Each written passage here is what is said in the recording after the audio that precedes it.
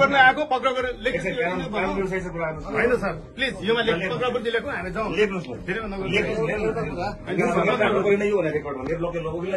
त्यसपछि कानुनमा चाहिँ हाम्रो अगेन्स्टमा जाने ठाउँ छँदै छैन हामीले गल्ती गरेपछि मैले सही गर्नु पर्यो नि मलाई दिनुहोस् न पक्राउपछि कस्तो अचम्म हेर्नु एउटा पक्राउ दिनुहोस् न पक्राउपछि लेख्नुहोस् दिनुहोस् न भइगयो त ल दिनुहोस् हजुर हामी वकिल साहब भोलि कानुनको विपरीत गरेपछि तपाईँ ठोक्नु होला नि त हाम्रो मुद्दा यस्तो भन्ने हुन्न नि म त गइसक्छु नि पहिला तपाईँ थान्दै अनि पक्राउ दिने मलाई सुन्नुहोस् न मलाई सुन्ने सम्मान गर्छु पत्र दिनु न पत्र ए पत्र दिनु न मलाई ए ल भयो पत्र दिनुहोस् भइदिएको त केही गर्नै परेन त पत्र दिनुहोस् लैजानुहोस् एउटा पत्र त मैले दिनु पर्यो नि पत्रै हुन्न र पत्र दिनु न भइगयो त विवादै छैन त म गइहाल्छु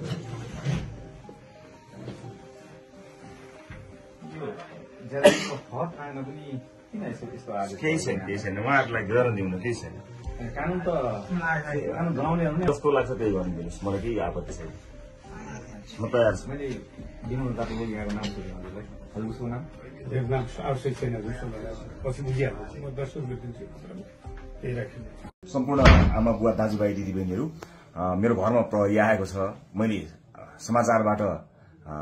उच्च अदालतको आदेशबारे थाहा त पाएँ तर बिना कुनै कागज अहिले यतिखेरसम्म मलाई केही पुर्जी पनि दिएको छैन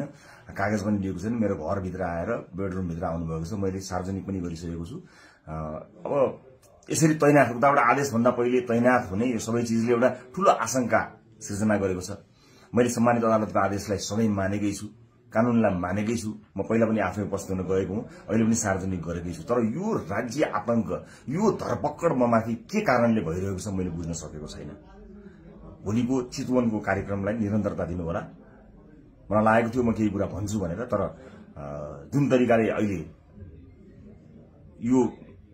सामान्य अभ्यासभन्दा पर गएर जबरजस्ती गर्ने कोसिस बिना कागजपत्र छ होला ल्याउनु पनि हुन्छ होला ल्याउन सकिने पनि थियो त्यो लिएर आएर लैजान सकिन्थ्यो भोलि ल्याउन सकिन्थ्यो घरै पनि अझै कागज बोकीवरी प्रक्रिया मेरो लागि कुनै प्रक्रिया पूरा गर्न मानेको छैन आतंकित बनाएर घरभित्र प्रहरी छिरेको छ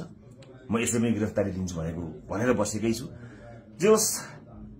आम नागरिकले सब चिज हेरिरहेका छन् भन्ने मलाई विश्वास छ न्यायको लडाई म एक थोपा रगत रहुन्जेल लडिरहन्छु यहाँले साथ दिनुहुनेछ भन्ने विश्वास मैले लिएको छु मैले कुनै गल्ती गरेको पनि छैन कुनै अपराध गरेको पनि छैन तर संसारकै सबैभन्दा ठूलो अपराधीलाई जस्तो ममाथि गरिएको यो व्यवहार आम जनताले हेरिरहेका छन् भन्ने मैले विश्वास लिएको छु म धेरै केही भन्दिनँ म सम्मानित अदालतप्रति अझै पनि आशा र भरोसा राखेर कानूनी प्रक्रियामा सघाउनको लागि परिरहेको छु यो दुनियाँका जति पनि न्यायालयका ढोकाहरू छन् ती सबै ढोका ढकढकाउँछु आफ्नो न्यायको लागि र मलाई थाहा छ यहाँहरूले सबै कुराको साक्षी बसेर हेरिरहनु भएको छ होला भन्ने मैले विश्वास लिएको छु म यति जानकारी मैले दिनु उपयुक्त ठानेर मैले यो भिडियो रेकर्ड गराएको छु चितवनमा जति पनि मेरा आदरणीय मतदाता आमा बुवा दाजुभाइ दिदीबहिनीहरू हुनुहुन्छ भोलिको कार्यक्रम नरोक्नु होला अन्य साथीहरू आउनुहुन्छ उहाँहरूले कुराकानी गर्नुहुनेछ निरन्तर चलिरहन्छ मलाई यिनीहरूले हत्या नै गरेछन् भने पनि नेपाली मतपत्रमा घण्टी चुनाव चिन्ह बसेको छ मलाई आशा छ यो एउटा आशा र भरोसाको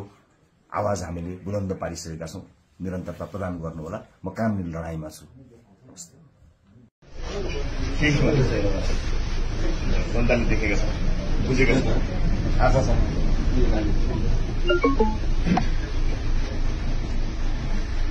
लडाई लामो हुन्छ भन्ने मलाई थाहा लड्छु म त्यही छ अदालतको सम्मान छ मेरो बाटो सोध्नु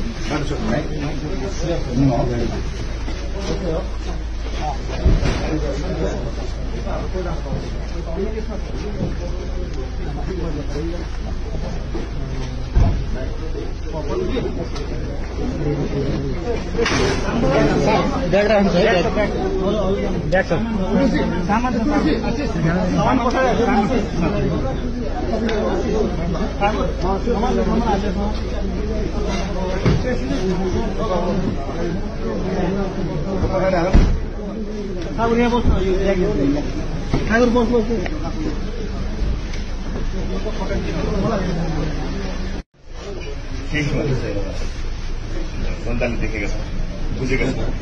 आशा छ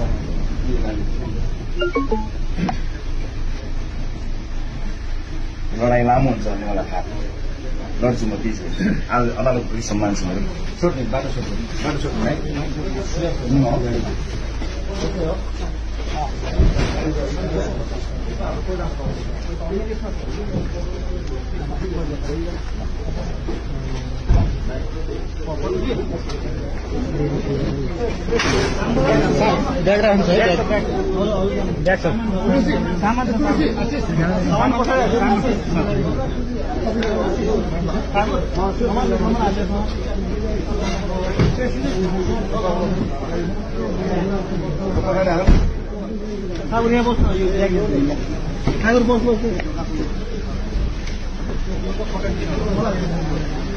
सम्पूर्ण आमा बुवा दाजुभाइ दिदीबहिनीहरू मेरो घरमा प्रहरी आएको छ मैले समाचारबाट उच्च अदालतको आदेशबारे थाहा त पाएँ तर बिना कुनै कागज अहिले यतिखेरसम्म मलाई केही पुर्जी पनि दिएको छैन कागज पनि दिएको छैन मेरो घरभित्र आएर बेडरुमभित्र आउनुभएको छ मैले सार्वजनिक पनि गरिसकेको छु अब यसरी तैनाथ उताबाट आदेशभन्दा पहिले तैनाथ हुने यो सबै चिजले एउटा ठूलो आशंका सृजना गरेको छ मैले सम्मानित अदालतको आदेशलाई सधैँ मानेकै छु कानूनलाई मानेकै छु म पहिला पनि आफै उपस्थित हुन गएको हुँ अहिले पनि सार्वजनिक गरेकै छु तर यो राज्य आतंक यो धरपकड ममाथि के कारणले भइरहेको छ मैले बुझ्न सकेको छैन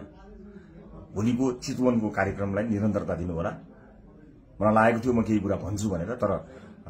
जुन तरिकाले अहिले यो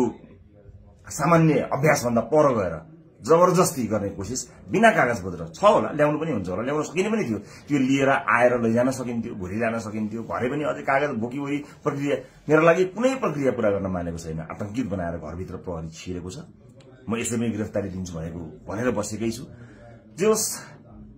आम नागरिकले सब चिज हेरिरहेका छन् भन्ने मलाई विश्वास छ न्यायको लडाई म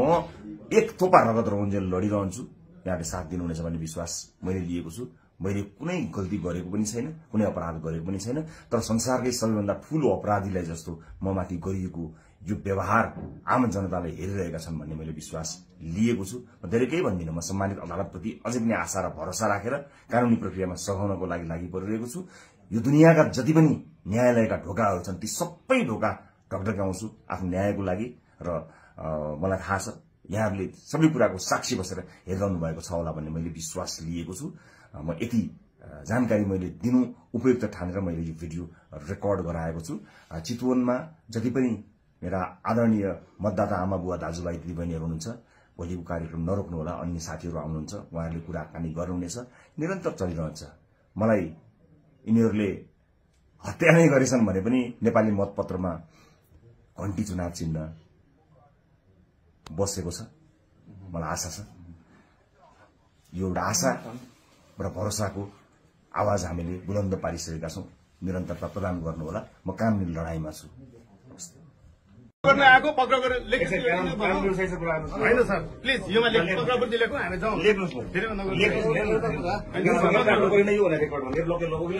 त्यसपछि कानुनमा चाहिँ हाम्रो अगेन्स्टमा जाने ठाउँ छँदै छैन हामीले गल्ती गरेपछि मैले सही गर्नु पर्यो नि मलाई दिनुहोस् न पक्राउपट्टि कस्तो अचम्म हेर्नु एउटा पक्राउ दिनुहोस् न पक्राउपट्टि लेख्नुहोस् दिनुहोस् न भएको त ल दिनुहोस् हामी वकिल साहब भोलि कानुनको विपरीत गरेपछि तपाईँ ठोक्नु होला नि त हाम्रो मुद्दा यस्तो भन्ने हुन्न नि म त गइसक्छु नि पहिला तपाईँ थान्दै अनि पत्र दिने मलाई सुन्नुहोस् न मलाई सुन्ने अनि सम्मान गर्छु पत्र दिनु न पत्र ए पत्र दिनु न मलाई ए ल भयो पत्र दिनुहोस् भइसक्यो त केही गर्नै परेन त पत्र दिनुहोस् लैजानुहोस् एउटा पत्र त मैले दिनु पर्यो नि पत्रै हुन्न र पत्र दिनु न भइगयो त विवादै छैन त म गइहाल्छु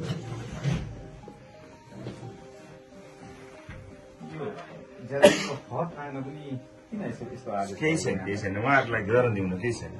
कानून त कानून बनाउने जस्तो लाग्छ त्यही गर्नु दिनुहोस् मलाई केही आपत्ति छैन म तयार छु मैले दिनुहुन्छ यहाँको नाम हजुरलाई हजुरको नाम नाम आवश्यक छैन पछि बुझिहाल्छु म 10 रुपियाँ दिन्छु त्यही राखिदिन्छु